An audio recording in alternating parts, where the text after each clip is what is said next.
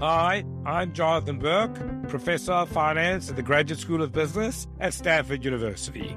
And I'm Jules van Binsbergen, a finance professor at the Wharton School of the University of Pennsylvania. And this is the All Else Equal podcast. Welcome back, everybody. Today we're going to talk about a new book by a previous guest of ours, Alex Edmans. But before we get there, we just want to give everybody a heads up. This will be the last episode of the season. We're going to take a break for the summer. And again, we want to thank all of our listeners for what we consider to be a really great year and many interesting topics. Many interesting topics, tons of listeners. It was a fantastic year once again. Yeah, so Jonathan, the book that we're going to be discussing is called May Contain Lies. I think the book really touches on a lot of subjects that have come up in our conversations here in the podcast. I think it's a wonderful summary of everything that can go wrong in the human mind when trying to make a decision and when trying to process information that is fired at you through various random outlets. And I think Alex does a very good job explaining, one, how prevalent this phenomenon is today, because the amount of disinformation, as he calls it, that is floating around is just much bigger than it used to be. And he also has a bunch of tips for people, how they can help to maybe prevent falling for this misinformation. Alex concentrates on many of the mistakes that we've spoken about on the show. For example, the confirmation bias, the bias that we look for confirming evidence and discount evidence that doesn't confirm what we want. And it's also part of the book, I think, emphasizes the very, very important dimension of intellectual diversity, as opposed to other forms of diversity that often come up in society. If you really want to make a good decision, you have to have people with different views, and you have to approach those views willing to change your own mind. You can't have any confirmation biases. And if you are willing to do that, and you are willing to take diverse opinions, then I think you can have an organization that makes good decisions. To me, the sad fact is how hard to do that. Almost all organizations, in fact, do the opposite. They put together committees where there's not a lot of intellectual diversity because they don't want the committee to what they would consider to be dysfunctional, in the sense that having a lot of arguments. No, I think you're right. I mean, the couple things that you just touched upon, I think, are worth diving deeper into, right? So first of all decision makers are human. So that implies that we need to set up a system of checks and balances. We need to set up a system of open debate. We need to set up a system of rules in which you allow the truth to come out. And unless you actively set it up such that you make that happen, I think also from Alex's books and from your prediction, we must unfortunately conclude that it just won't happen. I mean, it costs a lot of effort to make sure that diverse perspectives are taken into account, properly traded off, allowed to be considered by all decision makers in an open environment. I think it's more the exception than the rule. And in some sense, I think, Jonathan, you and I were just spoiled for the period of time that we were academics, where also in universities, this was considered to be normal. I think right now, and we talked about this in previous episodes as well, a lot of people don't want the complication of the trade-offs. They just want to say, this research shows X. And if you can just quote that research, you don't have to think about it yourself anymore. You've just had a source, a higher authority that you can refer to, and you're done with the argument. But I think that also you and I, as consumers and producers of research, I think we were very aware of the fact that researchers are human beings too. Lots of research studies have biases in them. And sometimes research studies even completely change their conclusion. I mean, Alex starts his book with an anecdote where there was a particular interest group that kept on citing a particular study because it showed what they thought that they wanted to hear, until they found out that the published version of the study actually was exactly the opposite of what the first working paper version of the study had shown. Because peer review and the fact that you get diverse opinions from different people to look at a particular piece of research, actually, after the mistakes were fixed and all of the errors were taken care of, the conclusion of the paper was the opposite of what the initial working paper version was claiming. I agree with you. I'm optimistic and pessimistic. I think that there are systems that you can put in place to make it work better. I just also do think that recently, not a lot of people have invested in those systems. I think we've intentionally let those systems water down, and I don't think they work as well anymore as they used to. Yeah, Jules, I agree, and I'm pretty pessimistic about it. And the reason I'm so pessimistic about it is how difficult this is to do and how vigilant you have to be if you want to do it properly. I think most people expect us, Jonathan, in the classroom to tell them how it is. Very few students are willing to entertain the idea that we are presenting the best version of what we think up to this point is true in our field, while fully acknowledging all the many things that we don't know. I think it's actually not just students, I think it's professors. It's very easy to just tell students this is the way the world works. It's much harder to present the evidence in as it is, in the nuanced form, and most people are lazy. So I think professors bear as big a burden here as anybody else. Our inability to get down to the grindstone and work hard. Another thing I liked about Alex's book, which I think he did a very good job on, is really delineating what evidence is, really pushing on the question of causation versus correlation. Our guest today is Alex Edmans, who is a professor of finance at London Business School, and the first guest on the show that we're having back as a guest, talking about his most recent book called May Contain Lies. Before this book, he wrote another very influential book, which was called Grow the Pie, How Great Companies Deliver Both Purpose and Profit. Alex has been a very influential finance scholar and a friend of us and the show. Alex, welcome to the show. It's great to have you back. I'm a huge fan of the show, so it's great to be back. Alex, it's always a pleasure. So, Alex, to get started, you wrote this magnificent book. I think it's generating a lot of attention.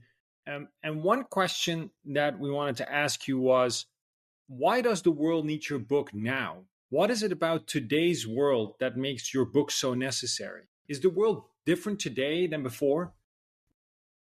I think it is different because of the large quantity of misinformation you see out there. So what leads to this large quantity? Well, as an economist, we think it's both supply and demand.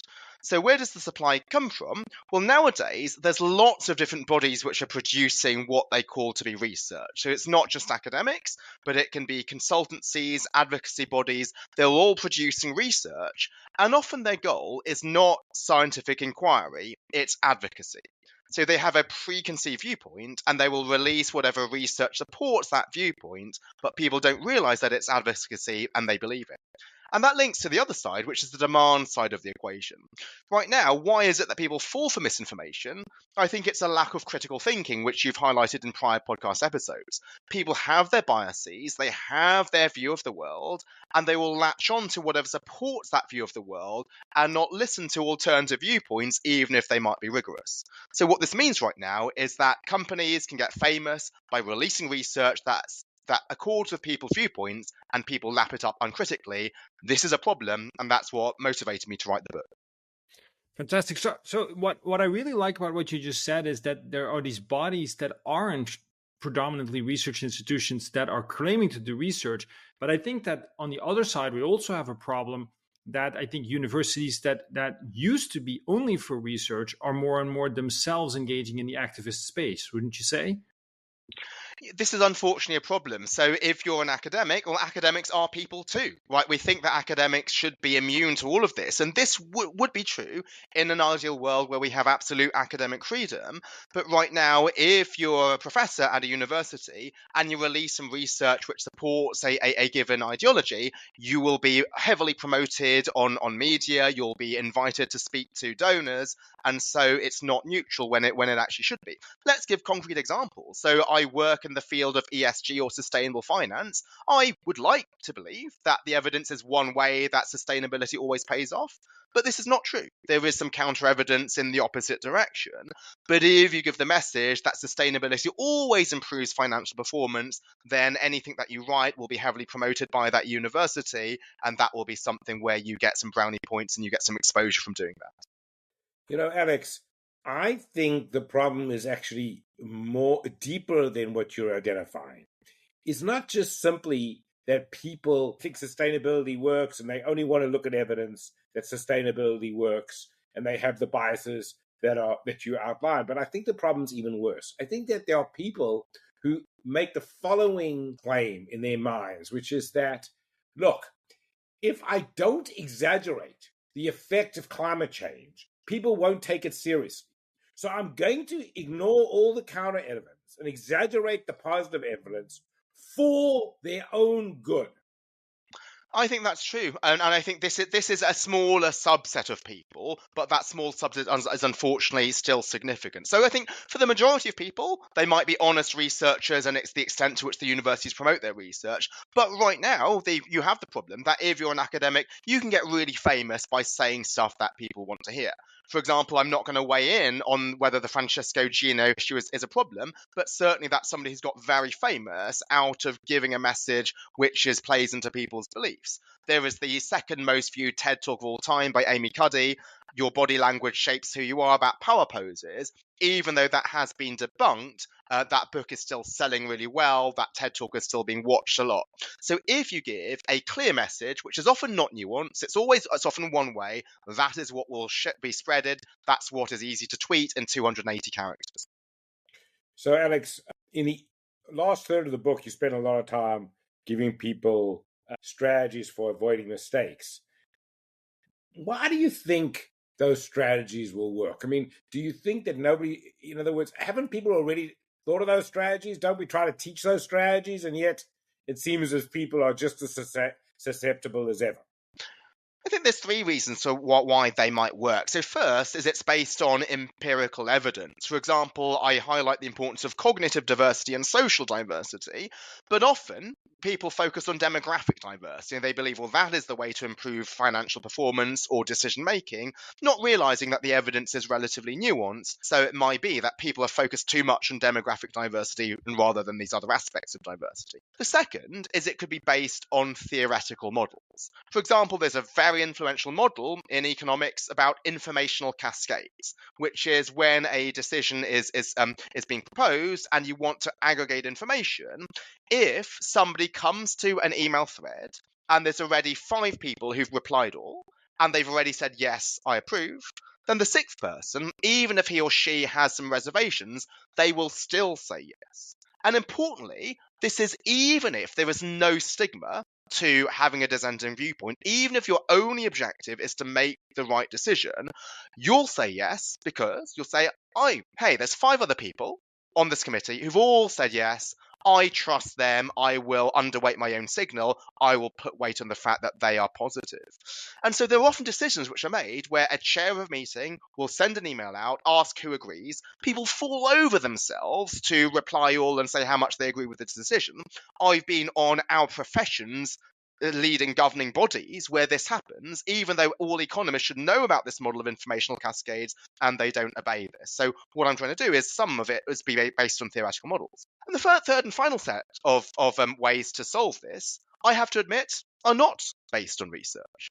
And so, yes, we would love always to do everything based on an academic study, but you're never going to have an academic study supporting everything that you might be doing.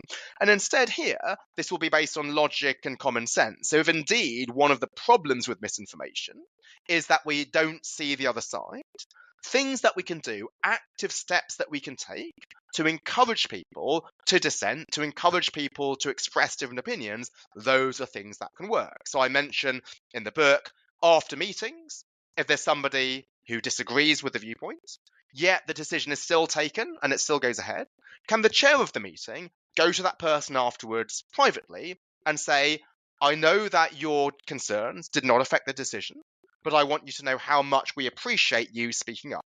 Had you not done that, maybe the person thinks, well, they got in the way, they just delayed the decision, next time they'll self-censor. Instead, by highlighting that you actually encourage different viewpoints, that's something which will make sure that he or she continues to express their views. Now, I don't have any academic research which studies that, but that is based on the logic that we want to promote diversity of thinking and different viewpoints. Historically, it's certainly the case that people that spoke the truth that was not in line with what societal viewpoints said clearly risked their own survival. So as a rational decision maker who operates in a system and in a world where speaking the truth and truths that go against, say, a religious notion are heavily penalized, it isn't actually rational anymore to find the truth, right? And so isn't there part of the motivation of what we're seeing right now is that people are really vouching for their group membership and are willing to say the most outrageous things that align with what the group is willing to say, so that you indicate that you are in the middle of that group, just like when people in religious movements say things that are not scientifically supported, but allows them to be important members of that religious community? I think it's a serious problem, and it's a serious problem with our institutions, and in particular our academic institutions. So if you think there's one place in the world where you should be able to express viewpoints based on logic, evidence, and research, irrespective of whether it goes forward against the current ideological thinking, that should be universities. That's where in the past people were able to say, hey, the world is not flat, it's round, the earth is not the center of the universe. But right now, if you present particular research, let's say sustainability has costs, or diversity does not improve financial performance, you might get cancelled. And this is nothing to do with ideology. This is what the research says, but it might be difficult to have that particular viewpoint, even if you're in a university and you're basing your viewpoint on research. And so this is a problem, because as you say, Jules, any rational person with career concerns will realize that if they're going to go by the research, they might get some backlash for that. And if a university is absolutely about promoting a diversity of thinking, not just demographic diversity, they need to address this problem, because if we can't do it in a university, and where else would we be able to do it in society? So when we talked about the world changing, right, you talked about the world changing in terms of more misinformation being there now. But how did the world change for all these institutions to not allow for this disagreement to happen? Because that seems somewhat unrelated to the amount of misinformation that is otherwise externally produced. Or do you think there's a connection there? It's difficult. And for me, I think this is really puzzling, because I don't think it should be the case. I don't really see logic behind it. But I think it's because people conflate and confuse different things, which is the objective with the approach. So let's say people believe that diversity is a great thing. We want more diverse organizations. And clearly, for me as an ethnic minority, that's something that I should want from an ideological standpoint. If there's research saying, well, quotas are not the way to do this, then people will say, you must be racist or sexist. You don't believe that diversity is a good outcome. But it might be that you believe it's a good outcome, but you think there's other approaches to achieve that outcome. So in a recent podcast, you contrasted equality of opportunity with equality of outcome. And it might be that people think equality of opportunity is the best way to achieve that outcome. But because sometimes people will confuse the approach with the objective, if you propose a different approach, or if you highlight issues with the current proposed approach, people think that you have different objectives, you're for a different objective, you're not with us, you're against us, and they impugn some negative motives. I mean, how are you really going to change? You need a psychiatrist, because people are unaware of what they are doing when they do it. Yeah, and so this is why I decided to devote 2 years of my life not to write more academic papers, but to write this book, was to highlight the seriousness of this problem of misinformation. And these biases can lead to Deepwater Horizon or Silicon Valley Bank and so on. So there's lots of great books out there on misinformation before mine, but they all tell about how to solve misinformation, how we can practically deal with it. They tell you books need to be practical. But I think it's first important to start with the biases. What causes us to fall for misinformation? Because if we're not aware of what leads us to fall into the traps and then need to deploy the solutions, it's a bit like telling somebody how to perform CPR, but not to notice if somebody's in need of CPR to begin with. So I think it all starts with the biases, which lead smart people to make bad decisions. And then once they realize their biases at play, then they can start to deploy the solutions to address misinformation. So the other thing, Alex, that worries me is the following, and that is there is a group of people that thinks that the way to fight disinformation is that we need to have more education in which you just tell the student how it is. So in other words, you are not teaching them to critically evaluate the evidence and trade it off, but they think that you need more education to protect people from the facts that are wrong. right? So, to what extent do you think that the approaches that we're currently picking are effective? There's now this global disinformation index, which is essentially a group of people that will start to say what information on the online is true and what is not true. I find such authoritative bodies very scary and potentially risky, because once they get hijacked by the wrong people, then I think disinformation will take over everything. I've not heard of this, and this really troubles me. I think this is hugely problematic. So, who is the supreme being who decides what is right and what is wrong? A lot of these issues might be nuanced. There could be legitimate different points of view. And even if right now people think that something is correct, it may well be that beliefs change. And so, if we've instilled in these children that X is true, even if new information comes around which shows that it's false, their confirmation bias will lead them to thinking that X is true because that's what they thought, and then they engage in motivated reasoning. Anybody who challenges this is a conspiracy theorist or is funded by some lobby group. So instead, how do we want to educate children? Well, what does the word educate mean? Go back to the Latin. Educo means you lead out from the student as if the student is able to think for themselves. But a lot of approaches to education right now are intrusion. You thrust in some knowledge to students, you get them to learn something by rote rather than getting to think for themselves. So I think the solution is education, but it's education in terms of critical thinking and reasoning rather than thrusting them in with facts which some supreme being has decided are the correct facts to be taught. Alex, while I completely agree with you, and I'm sure so does Jules, I tell you where I'm very pessimistic. When I got to Stanford for the first 10 years, we taught a required class of all MBA students called critical analytical thinking. And we were, of course, teaching Stanford MBA students. So we're talking about very, very bright students. But the extent to which the class failed was really surprising to me. And the problem was, it was an emotional problem. Getting people, who, especially, as you say, smart people who got into the Stanford Graduate School of Business, to understand they were systematically making mistakes. They were systematically letting their emotions make decisions for them. Proved almost impossible. Well, I'd like to see the glass as half full rather than half empty. So there are certain people whose biases are so entrenched it's difficult to shift them. And it might be that no matter how much education you give, it's not possible to address an issue.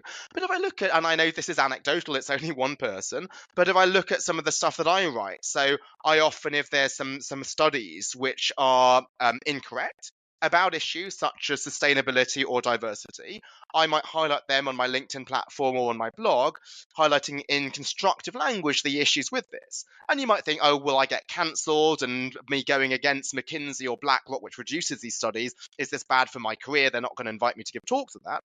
But the number of people who say, well, I really appreciate you presenting a different viewpoint. This is something I didn't realize before. This is something where these studies have been so widely circulated, I thought they must be true. Actually, I think the bulk, the mass of people who are willing to think more critically is sufficiently large to make it worthwhile, to make it worth the effort. It's not 100%, but I still think it's sufficiently large that we shouldn't sort of give up, because then if all of us give up, then I don't think we are going to ever have a solution, because we will just have this entrenched concern that people are just going to believe what they want to believe.